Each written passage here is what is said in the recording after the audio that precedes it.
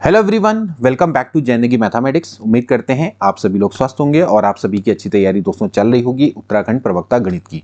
उत्तराखंड प्रवक्ता गणित model paper को लेकर हमारी विशेष सीरीज दोस्तों चल रही है, जहां पर हम आपको दोस्तों हाल फिलहाल के एग्जाम में आए हुए क्वेश्चंस करवा रहे हैं। इससे आपको ये फायदा होगा कि जो क्वेश्चंस हैं किस लेवल के आ सकते हैं इसके बारे में आपको नॉलेज मिलेगी। उसी के अकॉर्डिंग दोस्तों आपने तैयारी करनी होगी और सेल्फ असेसमेंट भी इसमें हो जाता है। इससे आपको पता लगता है कि आपका क्या लेवल चल रहा है और आपको कितनी और तैयारी करने की आवश्यकता रहेगी। यहाँ पर केवल क्वेश्चंस ना करवा के हम आपको कॉन्सेप्ट भी सिखाते हैं, जिनको आप अन्य क्वेश्चंस को सॉल्व करने में यूज़ कर सकते हैं। और ये सभी दोस्तों जो मॉडल पेपर्स हैं, ये सभी दोस्तों अभी जो अपने चैप्टर वाइज सीरीज चलाई हैं, they are vital important for any exam जहाँ पर आपसे मैथमेटिक्स दोस्तों पूछा जाता है। तो उत्तराखंड प्रवक्ता गणित की अगर आप तैयारी कर रहे हैं, तुरंत हमारे इस चैनल के संग दोस्तों जुड़ जाइए और ज़्यादा से ज़्यादा इन क्लासेस को अपने दोस्तों के बीच में शेयर करिए। आज है model paper part number 5। So let's start this class. आज का दोस्तों पहला क्वेश्चन है integrating factor of this differential equation. बहुत अच्छा दोस्तों क्वेश्चन है। ये आपके सामने एक डिफरेंशियल इक्वेशन दोस्तों दी हुई है और आपको दोस्तों देखना है कि इसका इंटीग्रेटिंग फैक्टर क्या होगा। सबसे पहले दोस्तों आप देखिए कि भैया ये जो डिफरेंशियल इक्वेशन है वो M D X plus N D Y की फॉर्म में है। ओके और यहाँ पर दोस्तों अगर इस डिफरेंशियल इक्वेशन का इंटीग्रेटिंग फैक्टर दोस्तों आपने निकालना, सबसे पहले हमें दोस्तों यहाँ पर ये चेक करना पड़ेगा कि भाई डेल एम अपॉन जो डेल वाई है उसकी वैल्यू क्या है। तो del M upon del Y यानी कि इसको वाई के रिस्पेक्ट में हमने पार्शियली डिफरेंशिएट करेंगे तो आ जाएगा 1 plus Y square, okay 3y square बटे 3। इसी तरह से दोस्तों हम निकालेंगे यहाँ पर से del N upon del X, यानी कि इसकी वैल्यू आ जाएगी 1/4, क्योंकि आपने पार्शियली डिफरेंशिएट करना है विद रिस्पेक्ट टू एक्स। ये हो जाएगा वाई स्क्वायर बट्टे 4। ओके क्लियरली है कि डेल एम बट्टे जो डेल वाई है वो del N upon del X के बराबर नहीं है। तो इसका मतलब ये है कि ये जो आपकी इक्वेशन है वो एग्जैक्ट नहीं है। ओके तो अगर ये एग्जैक्ट नहीं है तो फिर हमें इंटीग्रेटिंग फैक्टर के लिए दोस्तों निकालना पड़ेगा, हमें इन दोनों का डिफरेंस लेना पड़ेगा, del M upon del Y minus del N upon del X. Okay अगर मैं इसको सब्ट्रैक्ट करूँ तो ये हो जाएगा, देखिए 1 minus 1/4 plus Y square minus Y square by 4। So ये हो जाता है आपका 3/4 and this will be 3/4 Y square. Okay और अगर आप दोस्तों इसको ध्यान से देखें कि अगर मैं यहाँ पर इस वाले टर्म में अगर मैं 3/4 कॉमन ले लूँ तो ये बच जाएगा 1 प्लस वाई स्क्वायर। और अगर दोस्तों आप इसको n से डिवाइड कर दें, देखिए n से डिवाइड करें, यहाँ पर आप देखेंगे अगर आप इस यानी कि del M upon del Y minus del N upon del X को दोस्तों आपने क्या करना है, n से डिवाइड करना है। ठीक है तो उस केस में अगर ये केवल ध्यान रखना है, अगर जब इसको n से डिवाइड करते हैं तो जो वैल्यू आएगी वो फंक्शन ऑफ x ओनली आना चाहिए। ठीक है तो क्या वो सेटिस्फाई करता है, देखिए 3/4 1 प्लस वाई स्क्वायर बट्टे, यहाँ पर आप देखेंगे तो दोस्तों इसको आप x/4 अगर मैं कॉमन लूँगा तो बच जाएगा 1 plus Y square. Clearly you can see that. ठीक है तो 1 प्लस वाई स्क्वायर से 1 plus Y square cancel out हो जाएगा और यहाँ पर देख सकते हैं दोस्तों कि यार 3/x। 3/x का मतलब है कि it is the function of x only. Okay so इस केस में e की power integration 1/n del M upon del Y minus del N upon del X D X होगा। यही दोस्तों आपका क्या होगा, इंटीग्रेटिंग फैक्टर होगा। तो यहाँ से दोस्तों हो जाएगा e की पावर में ये हो जाएगा 3/x dx, यानी कि हो जाता है दोस्तों e की पावर में 3 log x। सो दोस्तों इसको आप क्या लिख सकते हैं, x³ लिख सकते हैं। हैंस x³ दोस्तों आपका क्या बन जाएगा, इंटीग्रेटिंग फैक्टर बन जाएगा। सो सी ऑप्शन दोस्तों इसका बिल्कुल राइट है। आपको ध्यान रखना दोस्तों कि इंटीग्रेटिंग फैक्टर निकालने के लिए आपको सबसे पहले ये देखना पड़ता है कि जो del M upon del Y है वो del M upon del X के बराबर नहीं है। तो इसके बाद इसका जो डिफरेंस अगर n से डिवाइड करने पे it is the function of only x आता है, तो फिर इस केस में यही वाला जो है ये e की पावर इंटीग्रेशन बेसिकली जो इसको आप अगर p मान लो तो p dx ये दोस्तों आपका क्या होता है, इंटीग्रेटिंग फैक्टर होता है। तो ये बहुत बढ़िया concept, C option is right.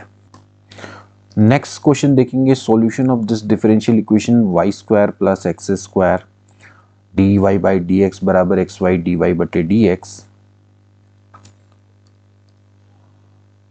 तो देखिए दोस्तों इस क्वेश्चन को कैसे किया जाएगा, y square plus x square d Y by D x हो जाएगा माइनस में x y d Y by D x equal 0।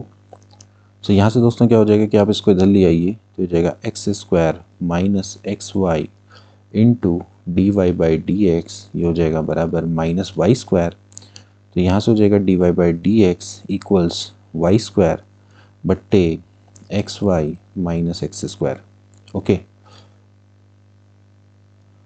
तो ये दोस्तों आपकी क्या है, एक होमोजीनियस दोस्तों इक्वेशन है, ठीक है, क्योंकि आप देख सकते हैं ऊपर नीचे की जो डिग्री है वो सेम है।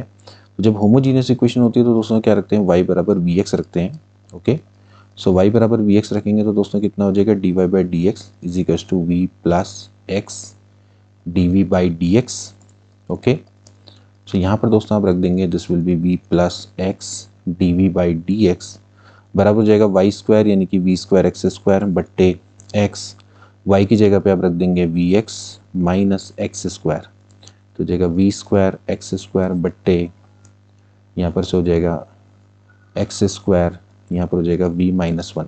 ठीक है, तो यहाँ से एक्स स्क्वायर कैंसिल आउट हो जाएगा and this will be v plus x d we by D x equals to v square बट्टे वी माइनस 1। ठीक है, तो यहाँ से हो जाएगा x D we by D x equals v square upon v minus 1 minus v, then इसके बाद इसको सॉल्व करेंगे हो जाएगा वी स्क्वायर माइनस में v into v minus 1 v minus 1। Okay, so हो जाएगा v square minus V plus V upon में वी माइनस 1, तो ये कैंसिल आउट हो जाएगा दोस्तों यहाँ से। तो ये हो जाएगा x D we by D x बराबर हो जाएगा v बट्टे v माइनस 1, इसको इधर ले आएंगे दोस्तों, यहाँ पर आप v माइनस 1 बट्टे v डी वी बराबर हो जाएगा d x upon x. Okay, so यहाँ से आप क्या करेंगे, अलग अलग डिवाइड कर देंगे, हो जाएगा 1 minus 1 upon v d v बराबर d x upon x, and जब दोस्तों आप इसको इंटीग्रेट करेंगे बोथ साइड तो you will get v minus log b बराबर हो जाएगा लॉग x प्लस यहाँ पर दोस्तों आप चाहें तो log c ले लीजिए। ठीक है, आर्बिट्रेरी है कांस्टेंट ऑफ इंटीग्रेशन, तो आप उसको ले सकते हैं यहाँ पर से।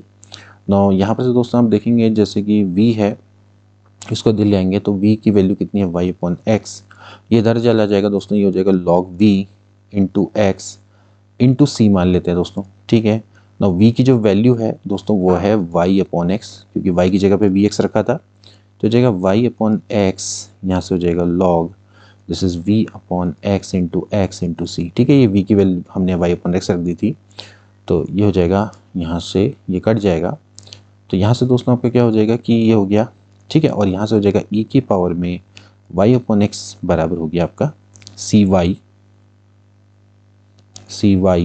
एंड जो y है उसको इधर रहने दो और ये c को इधर ले आओ, तो इसको आप c मान लीजिए। ठीक है, या c1 मान लो e की पावर y अपॉन एक्स, सो y बराबर c1 e की power y upon x is the right answer. Hence देखा जाए तो ऑप्शन नंबर सी दोस्तों आपका क्या हो जाएगा, बिल्कुल राइट हो जाएगा, y बराबर c e की power y upon x is the right answer. Okay, so इस तरह से हम दोस्तों क्या कर सकते हैं, इस क्वेश्चन को सॉल्व कर सकते हैं। इसके बाद दोस्तों नेक्स्ट क्वेश्चन देखेंगे, q is any function of x and alpha अगर आपका कांस्टेंट है देन दोस्तों आपका q upon d minus alpha की वैल्यू क्या होगी। बहुत अच्छा दोस्तों क्वेश्चन है, किस तरह से इसको किया जाएगा, देखिए q upon d minus alpha है। ठीक है, अब आप एक काम करिए दोस्तों, जैसे मान लेते हैं मैं यहाँ पर दोस्तों e की पावर दोस्तों 0x करके लिख सकता हूँ। ठीक है, q डिवाइडेड में d माइनस अल्फा। ओके, और यहाँ पर दोस्तों मैं एक काम करता हूँ, इसको मैं 0 है तो alpha x minus alpha x तभी जाके दोस्तों आपका 0 आएगा, divided by d minus alpha करके लिख देता हूँ। ठीक है, कोई फर्क नहीं पड़ेगा, 1 आ जाएगा दोबारा से। इसको दोस्तों हम लिख लेंगे e की power x alpha x into e की power minus alpha x into q बट्टे d माइनस अल्फा। अब दोस्तों आप साफ साफ देख सकते हैं अल्फा रखने पे यहाँ दोस्तों 0 हो जाता है ना, तो एक काम करते हैं e की पावर अल्फा एक्स को मैं इधर शिफ्ट कर देता हूँ, और जब मैं दोस्तों इसको इधर शिफ्ट करूँगा तो जो d है d की जगह पे हो जाएगा d प्लस अल्फा, जैसे हम दोस्तों करते हुए हैं क्वेश्चन, यहाँ पर हो जाएगा e की power minus alpha x into q. Okay, so ये और ये दोस्तों आपका कैंसिल आउट हो गया, तो ये हो जाएगा ई की पावर अल्फा एक्स, ये हो गया 1/d ई की power minus alpha x into Q. देखा जाए तो दोस्तों ये क्या है, ये इंटीग्रेशन है इसका, क्योंकि डी डिफरेंशिएशन है, तो ये क्या होगा, इट स्टैंड फ्रॉम इंटीग्रेशन, यानी कि ई की power minus alpha x q into d x. So इस तरह से दोस्तों आप क्या कर सकते हैं, q upon d minus alpha को इस तरह की फॉर्म में दोस्तों लिख सकते हैं। हेंस ऑप्शन नंबर जो डी है दोस्तों आपका क्या हो जाएगा, बिल्कुल करेक्ट हो जाएगा। बस एक वे है लिखने का दोस्तों, ठीक है। इसका दोस्तों नेक्स्ट क्वेश्चन है solution of this differential equation. आपको क्या करना है, इस डिफरेंशियल इक्वेशन का सॉल्यूशन दोस्तों निकालना है, ठीक है। अब देखिए इस तरह की डिफरेंशियल इक्वेशन को हम, वैसे तो इसकी कई सारी मेथड्स है, लेकिन दोस्तों हम इसको यूलर इक्वेशंस की मदद से सॉल्व कर सकते हैं दोस्तों, जो आपकी जनरली एक होमोजीनियस की फॉर्म में दोस्तों रहती है। अगर मैं दोस्तों यहाँ पर से x से मल्टीप्लाई कर दूँ तो जाएगा X square D square Y बटे डी एक्स स्क्वायर प्लस ये हो जाएगा एक्स डी वाई बटे डी एक्स बराबर 0। ओके, अब दोस्तों यहाँ पर हम क्या करते हैं, यहाँ पर दोस्तों हम e की पावर z है, इसको दोस्तों हम x मानते हैं, ठीक है। यानी कि z बराबर क्या होता है दोस्तों, आपका log x होता है। इस कॉन्सेप्ट को दोस्तों हम यहाँ पर यूज़ कर सकते हैं, और होगा क्या कि यहाँ पर जब हम d बाई डी जेड करेंगे तो it is equivalent to x D by D X. Now this is equal to d, तो एक्स स्क्वायर वाला जो है पार्ट डी स्क्वायर बटे डी एक्स स्क्वायर है, इसकी जगह पर हम लिख सकते हैं D into D minus 1। Okay, तो यहाँ पर से दोस्तों मैं इसको करूँगा तो देखिए ये उस तरह की फॉर्म में बन गई।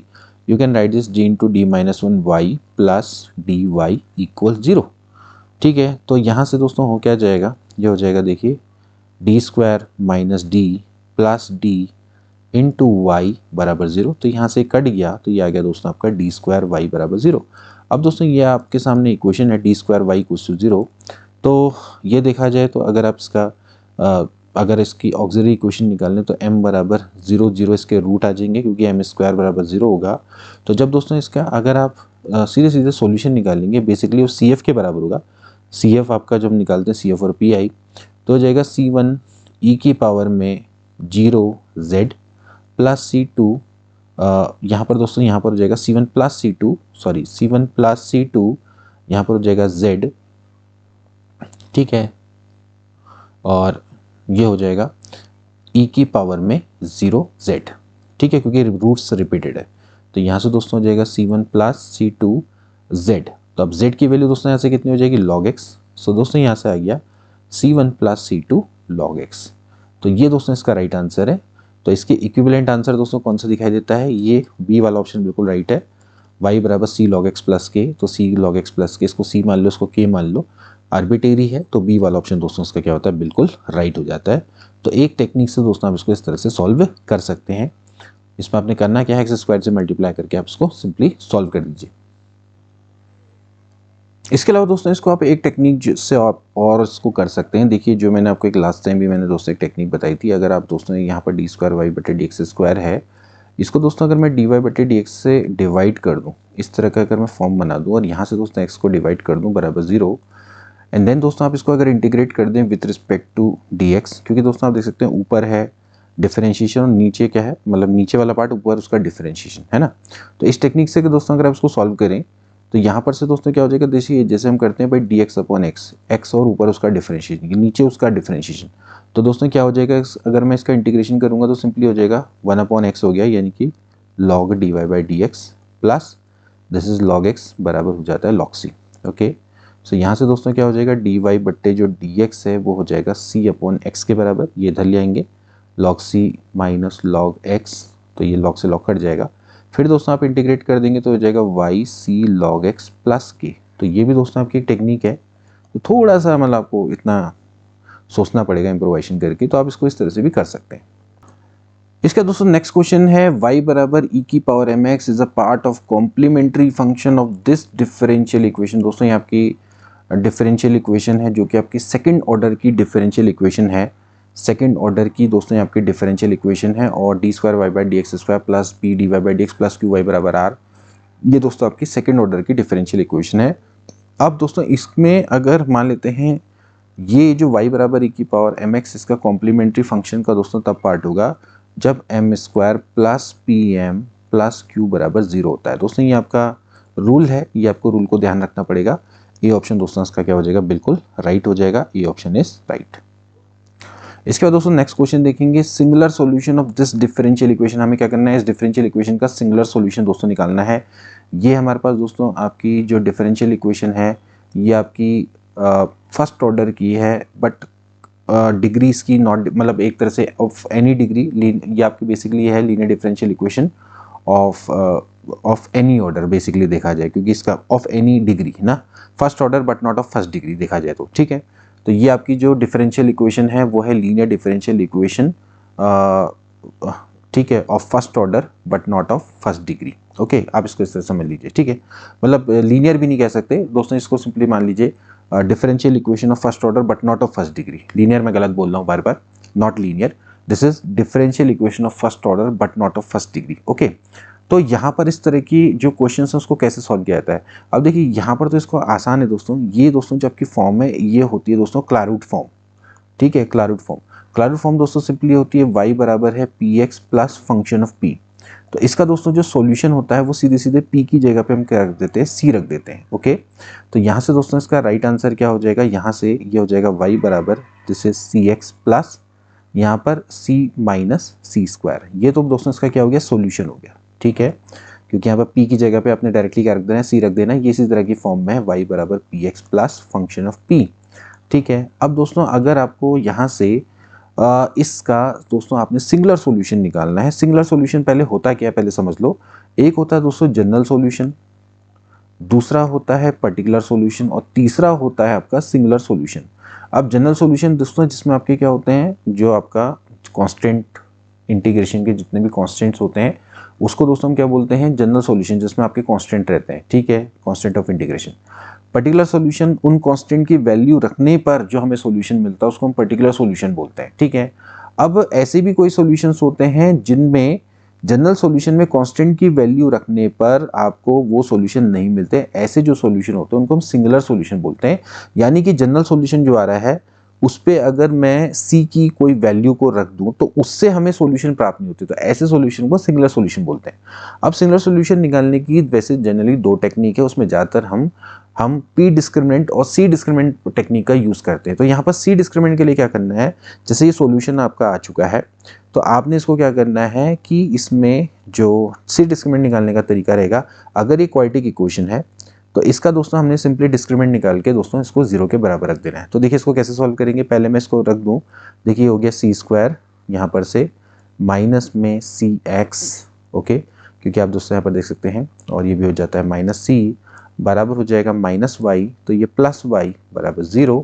तो यहाँ से दोस्तों आप क्या करेंगे, यहाँ पर से आप सी को कॉमन ले लेंगे तो you will get X plus 1 plus Y बराबर 0। तो अब आपको दोस्तों अगर सी डिस्क्रिमिनेंट निकालना है तो सिंपली आप निकालिए डेल्टा और उसको 0 के बराबर रख दीजिए। अब यहाँ पर ये जो रूल है तब लागू होता है जब आपका क्वाड्रेटिक इक्वेशन है। क्वाड्रेटिक इक्वेशन नहीं होती तो फिर उसको पार्शियली डिफरेंशिएट करते हैं with respect to C, then उसके बाद उसको एनवेलप करते हैं, ठीक है। तो देखिए अभी तो एक क्वाड्रेटिक इक्वेशन तो डायरेक्टली निकल जाएगा, सिंपली क्या करेंगे बी स्क्वायर माइनस 4ac यानी कि एक्स प्लस 1 का whole square minus 4 into Y, यानी कि दोस्तों यहाँ से हो जाएगा x प्लस 1 का होल स्क्वायर बट्टे 4 बराबर y। तो यही दोस्तों आपका क्या हो जाएगा, इसका सिंगुलर सॉल्यूशन हो जाएगा। तो इस तरह से देखा जाए तो सी ऑप्शन दोस्तों क्या होता है, इसका बिल्कुल राइट हो जाता है। बहुत अच्छा दोस्तों क्वेश्चन है। पहली बात तो आपके पास differential equation of first order but not of first degree, आपने सिंपली क्या करना होता है, ये फॉर्म को पहचाना है। फॉर्म क्या है दोस्तों, आपकी क्लैरुट फॉर्म है, इस तरह की फॉर्म है। p की जगह पे c रख दीजिए, डायरेक्टली दोस्तों आपका आंसर निकल के आ जाएगा। और वैसे इसको करने का तरीका क्या होता है कि हम इसको दोस्तों डिफरेंशिएट करते हैं विद रिस्पेक्ट टू x, है ना। तो ये p क्या होता है दोस्तों, p होता है dy बट्टे dx, ध्यान रखना है p क्या होता है, dy बट्टे dx। तो यहाँ से हमारे पास क्या आता है कि जो p बराबर है वो 0 आ जाता है, ठीक है। जैसे आप इसको डिफरेंशिएट करें, देखिए क्या आएगा, p प्लस एक्स डी बट्टे dx प्लस अगेन डी बट्टे dx minus twice p D बट्टे dx, इस तरह से करके आ जाता है ना। तो यहाँ से अगर आप देखेंगे तो ये आपका p है, ये भी आपका p है, प्लस एक्स डी बट्टे dx प्लस डी बट्टे dx minus twice p D बट्टे dx। तो ये p से p कट गया, यहाँ से देखिए डी बट्टे dx आपका कॉमन आ गया, और अंदर जो बचेगा x प्लस ये जितना बच रहा है दोस्तों आपका डी बट्टे dx यानी कि प्लस 1, और ये हो गया माइनस में 2p इक्वल 0। तो यहाँ से क्या आ जाएगा, डी बट्टे dx बराबर आ जाएगा 0, यानी कि p बराबर आ गया कांस्टेंट। तो हमने सिंपली इस इक्वेशन में आपने p की जगह पे c रख देना है, तो डायरेक्टली आपका आंसर आ जाता है। तो इसको हम बोलते हैं क्लैरिट फॉर्म। और अगर आपको इस तरह की दोस्तों क्लासेस पढ़नी है तो हमारा दोस्तों बैच स्टार्ट हो चुका है, आप उसमें ज्वाइन हो जाइए। वहाँ पर दोस्तों आपको ये सभी टॉपिक्स आपको देखने को मिल जाएंगे। बहुत इजीली दोस्तों हमने उसको क्लियर करके कवर करवाया है, आप उसको देख सकते हैं। इसका नेक्स्ट क्वेश्चन देखेंगे दोस्तों, यहाँ पर इसका आपने इंटीग्रेटिंग फैक्टर दोस्तों निकालना है, ठीक है। तो देखिए आपको इसको dy/dx प्लस py बराबर q की फॉर्म में कन्वर्ट करना होगा। एंड देन e की पावर इंटीग्रेशन p dx क्या हो जाएगा दोस्तों, इसका इंटीग्रेटिंग फैक्टर बन जाएगा, ठीक है। सबसे पहले x log x से दोस्तों डिवाइड करें, dy/dx प्लस ये हो जाएगा y अपॉन में x log x बराबर हो जाएगा 2 अपॉन में, यहाँ पर log x से log x कट जाएगा, 2 अपॉन x हो जाएगा, ठीक है। मेन हमारा फोकस दोस्तों यहाँ पर इस तरह की फॉर्म में है, हमें p चाहिए। तो p की वैल्यू कितनी है दोस्तों, वो है 1 upon x log x, that is the value of p। सो हमें निकालना है फाइनली इंटीग्रेटिंग फैक्टर जो होता है e की पावर इंटीग्रेशन 1 अपॉन में x log x dx।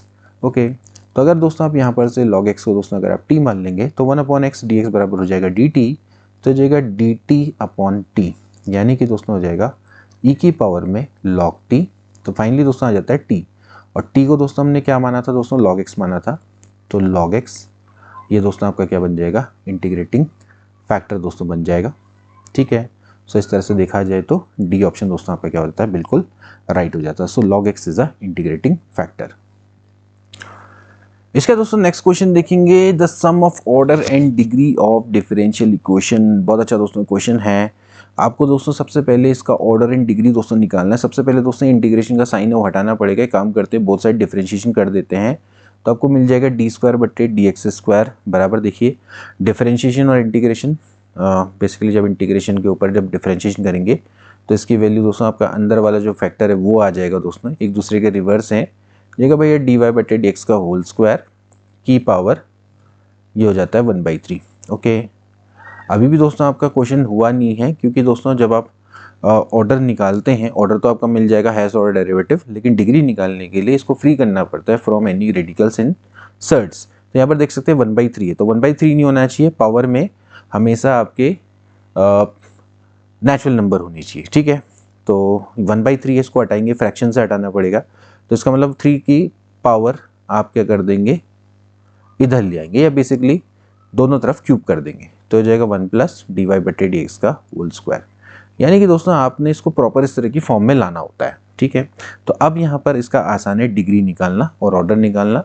तो इसकी दोस्तों अगर पहले हम ऑर्डर की बात करें तो वो है 2 हाईएस्ट ऑर्डर डेरिवेटिव, और हाईएस्ट ऑर्डर डेरिवेटिव की जो पावर है वो कितनी है दोस्तों, आपकी 3 है।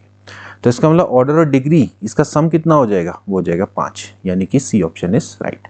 तो इस तरह से आप इस क्वेश्चन को कर सकते हैं। इसका दोस्तों नेक्स्ट क्वेश्चन देखेंगे, particular integral of differential equation. आपने क्या करना है, पर्टिकुलर इंटीग्रल निकालना है इस डिफरेंशियल इक्वेशन का। तो यहाँ पर से दोस्तों आप देख सकते हैं d² + 9 × y बराबर हो जाता है 2 sin² x।